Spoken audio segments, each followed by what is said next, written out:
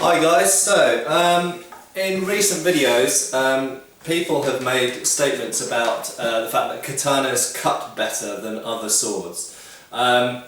This isn't so much another rant about katanas as a general talk about what makes a sword cut well, okay? And within that I want to say why essentially a katana doesn't cut any better than any other or many other types of sword. Okay, so first of all we've got sharpness. Sharpness is what it says, what it sounds like. It's just simply how sharp the sword is at the edge of the blade. Okay, pretty much all swords that are made of good quality hard steel, carbon steel, can be sharpened to a pretty much equal degree at the edge. The only thing which really changes that is the thickness of the blade. Okay, so the thicker the blade is, generally speaking, the more difficult it is to get a really sharp edge on the sword.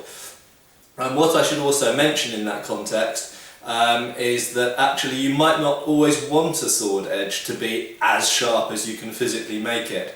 If you make what we call a razor sharp edge on a sword, it will be quite a fragile edge, and if you're hitting people's bone, for example, if you're hitting bone in people's bodies, or if people are wearing tough types of clothing or armour, you probably don't want a very fine, what we call razor edge at the edge of your sword. You actually want a more robust edge than that, an edge that can stand up to cutting through bone and hitting pieces of wood on other people's weapons, hitting other people's blades, whether it's the flat or the edge or their crossguard or their handguard or whatever else, or the helmet on the top of the head. So sword edges, by their nature, by the fact that they are a sword, generally need to be more robust than a kitchen knife edge.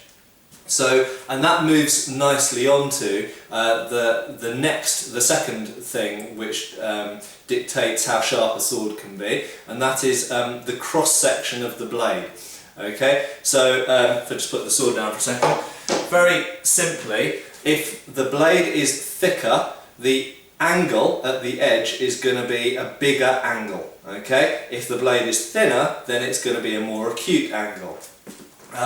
The bigger that angle, technically, the less sharp the edge can be.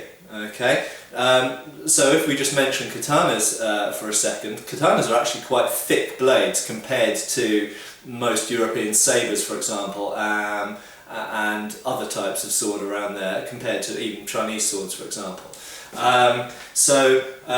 The katana, in terms of cross-section, isn't necessarily set up to give a particularly sharp edge because it's a thick, broad, thick cross-section of blade. Okay, so we've got sharpness. Secondly, we've got blade cross-section. Thirdly, we've got curvature on the blade. So a lot of people say, the katana cuts so well because it's curved. Well, really, is it? It's not very curved, actually. It's only just off straight, to be honest. And Victorian people writing about swords, Colonel Mary and John Latham of Wilkinson Sword Company, for example, point out that the British regulation blade, which was also curved very slightly, it's almost as curved as a katana. They point out that actually having a very slight curve makes almost no difference whatsoever to the cutting capacity of the blade. In actual fact, you need a properly curved blade, like a tulwar or a shamshir or a kilik, for example, to really make a big difference to the cutting capacity. I'm not going to go into a lot of depth of why a curved blade cuts better than a straight blade. Let's just accept for this video that it does. Okay, but actually a katana is only very slightly curved. Okay, so far we've got sharpness at the edge, we've got blade cross section, and we've got curvature of the blade. Okay. Next up is speed that the sword moves at. Well, I've addressed this in a video which has gone up just before this one. And essentially the speed that a sword can move at is dictated really by the person holding it. A katana doesn't move any faster than a longsword, or in fact any faster than a two-handed stick of the same weight. an object can only be accelerated by your body in terms that are dictated by your body. Okay? Now, comparing one-handed swords and two-handed swords, yes, they do move differently and you power them differently. So a two-handed sword has leverage between the two hands when you move it, in addition to anything else you do with your body, stepping forwards, twisting the hips, twisting the shoulders, throwing the arms forward. A one-handed sword, in contrast, all comes pretty much from the wrist ultimately, although you may move the whole arm, you may move the whole body, but the pivot point is actually your wrist on the one-handed weapon. Okay? The pivot point on a two-handed weapon is pretty much between your wrists. Okay? So, in terms of speed, you can't really say that one sword is better than another sword. Generally speaking, yes, it's good if a sword is as light as it can be for its size, but equally length, we've talked about levers, and the further away that the thing you're hitting is from your the base of the lever, the faster the end of the lever will actually be moving. So there's lots of pluses and minuses in there, and the long and the short of it is that different swords do move at slightly different speeds, but that's dictated more by you rather than the sword a lot of the time. Okay, and the final thing is actually what I've already touched on, is the skill of the user. Okay, so and rolled into that is method of cutting. So in previous videos I've mentioned, let's pick up the katana for a minute, I've mentioned push cuts and I've mentioned draw cuts. Okay, there are also what are sometimes called in Victorian sources trenchant cuts, which just means simply swinging the blade. So most people given a stick will naturally just swing it like a baseball bat at someone and hit them. Okay. Now what some people will argue is you're hitting directly, doing this carefully because this is a sharp sword, you're hitting directly 90 degrees at a point of impact. In reality, it's actually quite difficult to hit precisely at 90 degrees with no push and no pull, because in reality when you hit something you're generally speaking moving in relation to the thing you're hitting. You're either travelling towards it or travelling away from it. And equally, the sword when you swing it moves through an arc. So in actual fact, pretty much all swords when they're swung do a pull cut or a push cut, whether you intend to do it or not. Okay. Now it is true to say if you want to do a push cut or a pull cut, a draw cut, you can accentuate that movement and draw even more into you than you naturally do just by swinging it. Okay. So there are methods that you can cut more impressively, more effectively than just hitting an object straight on.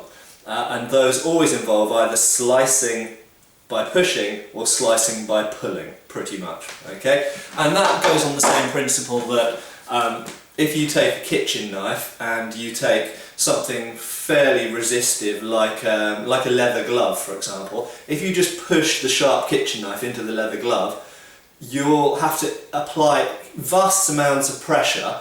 And probably you physically won't be able to do it yourself, to actually cut through the leather glove just by pushing. What you actually find if you push or you pull is you immediately slice through it. Okay? Because if you look under a microscope, sharp edges are like a little saw with little teeth, and essentially your slicing is tearing or sawing through the target, pushing or pulling. Okay?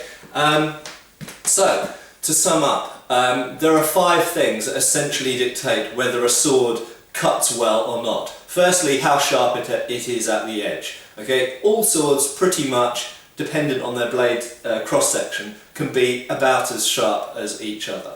Secondly, the blade cross-section.